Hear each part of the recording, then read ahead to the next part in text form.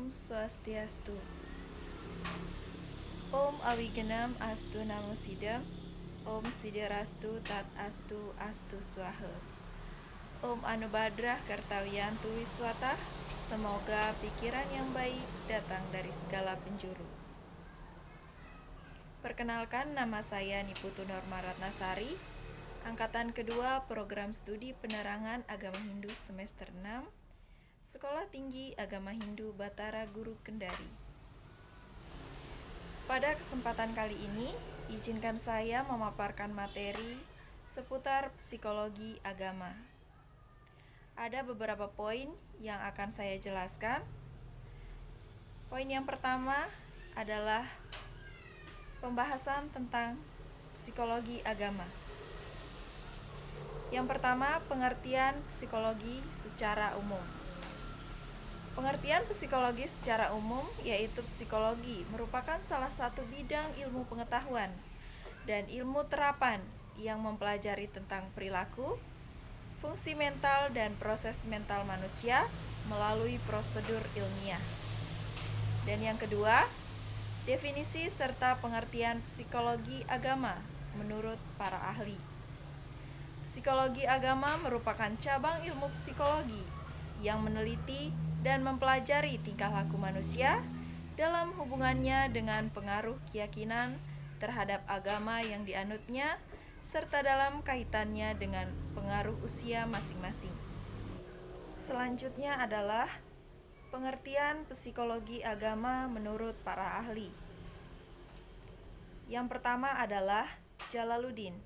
Jalaluddin berpendapat bahwa psikologi agama menggunakan dua kata, yaitu psikologi dan agama. Kedua kata ini memiliki pengertian yang berbeda, di mana psikologi secara umum diartikan sebagai ilmu yang mempelajari gejala jiwa manusia yang normal, dewasa, dan beradab, sedangkan agama adalah kepercayaan manusia atau keyakinan. Jadi psikologi agama adalah perkembangan jiwa agama pada seseorang serta faktor-faktor yang mempengaruhi keyakinan tersebut. Dan yang kedua adalah menurut Zakiyah Darajat. Psikologi agama adalah meneliti dan menelaah kehidupan beragama pada seseorang yang mempelajari berapa besar pengaruh keyakinan agama itu dalam sikap dan tingkah laku serta keadaan hidup pada umumnya. Di samping itu, psikologi agama juga mempelajari pertumbuhan dan perkembangan jiwa agama pada seseorang, serta faktor-faktor yang mempengaruhi keyakinan tersebut. Dan yang terakhir adalah Robert H. Towles.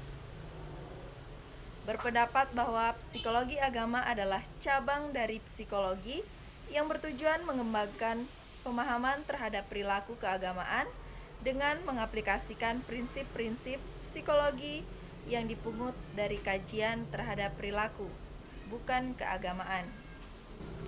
Psikologi agama bertujuan sebagai social control dalam tuntunan, baik itu secara pribadi atau kelompok, yang berfungsi sebagai norma-norma kehidupan agama, sehingga agama menjadi pengawas baik secara individu maupun berkelompok. Suasana keagamaan dalam lingkungan hidup seiring dengan kesadaran beragama yang ada dalam masyarakat, yaitu ruang lingkup dari psikologi agama, yaitu yang pertama, kegiatan ibadah seseorang, dan yang kedua, gerakan-gerakan kemasyarakatan yang muncul dari masyarakat yang beragama. Yang ketiga adalah budaya-budaya yang ada dalam masyarakat akibat pengalaman beragama. Poin yang kedua adalah pengalaman beragama. Pengalaman keagamaan adalah suatu kejadian di masa lalu yang pernah dialami dan sulit untuk dilupakan dan menjadi pelajaran yang sangat berharga, sehingga kita sebagai manusia bisa menghargai hidup dan segala sesuatu yang ada di sekeliling kita sebagai makhluk ciptaan Tuhan, serta membuat kita paham, sangat yakin akan kemahakuasaan Tuhan sebagai Sang Pencipta. Pengalaman keagamaan itu bermacam-macam jenisnya, mulai dari melihat hal-hal gaib, terkabulnya suatu keinginan, dan terkadang pengalaman keagamaan juga meliputi terkabulnya doa dan penyembuhan penyakit. Namun menurut saya pribadi, yang bisa dikatakan sebagai pengalaman keagamaan adalah pengalaman yang mengandung pengetahuan tentang Tuhan itu sendiri. Berikutnya adalah poin yang ketiga, perilaku beragama. Dalam menumbuhkan perilaku beragama, umat Hindu berupaya membangun sejumlah kesadaran, antara lain yang pertama, membangun kesadaran untuk menerima adanya perbedaan, karena keberagaman ini implikasi pada lahirnya perbedaan. Semakin heterogen masyarakat, semakin banyak perbedaan.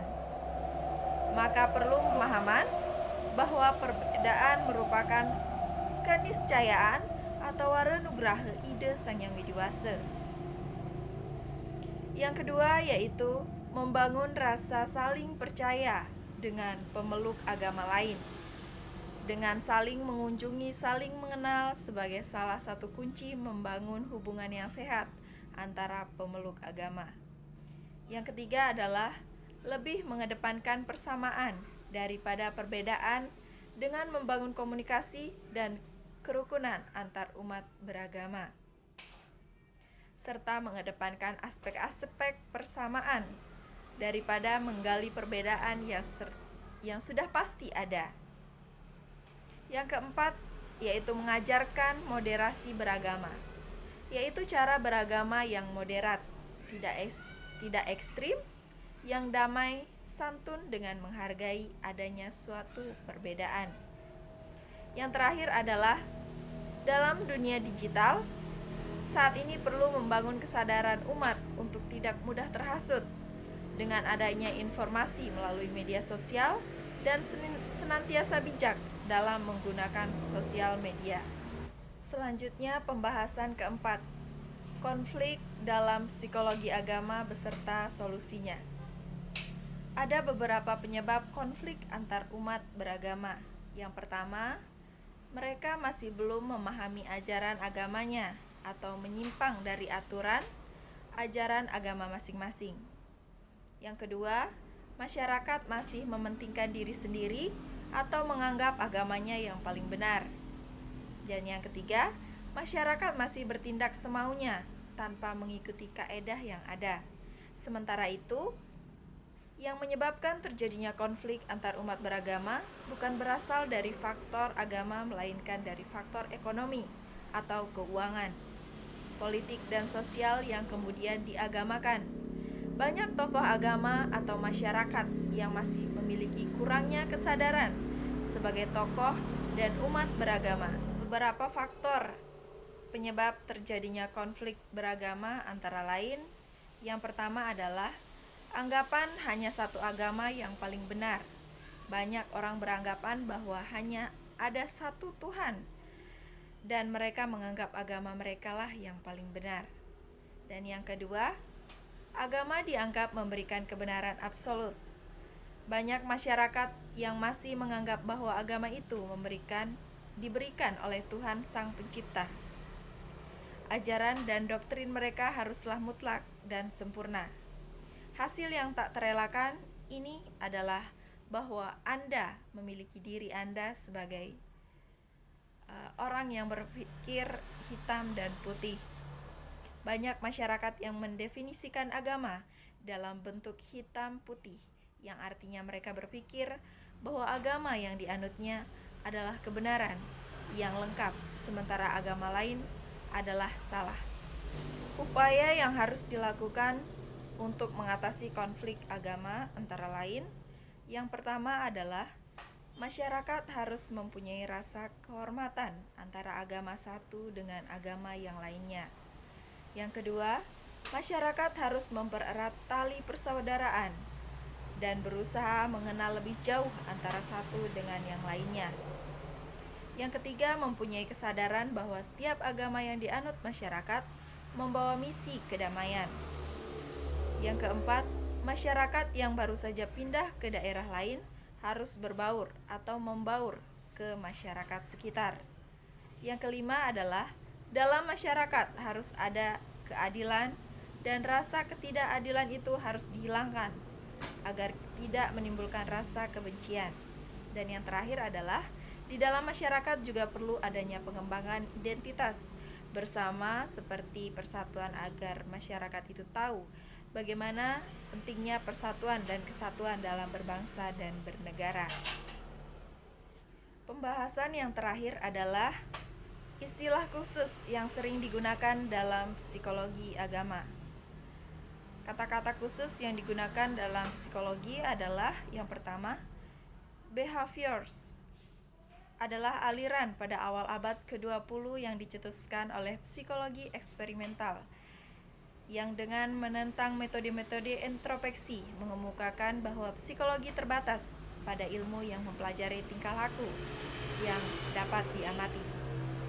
Yang kedua ada depresi atau murung depression.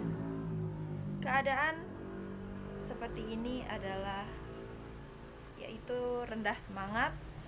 Istilah ini digunakan untuk suatu kumpulan gejala, yaitu suatu keadaan yang murung, tertekan, ketiadaan jawaban, dan kehilangan semangat, hambatan-hambatan mental dan motorik, pikiran yang tertekan, dan gangguan badaniah tertentu.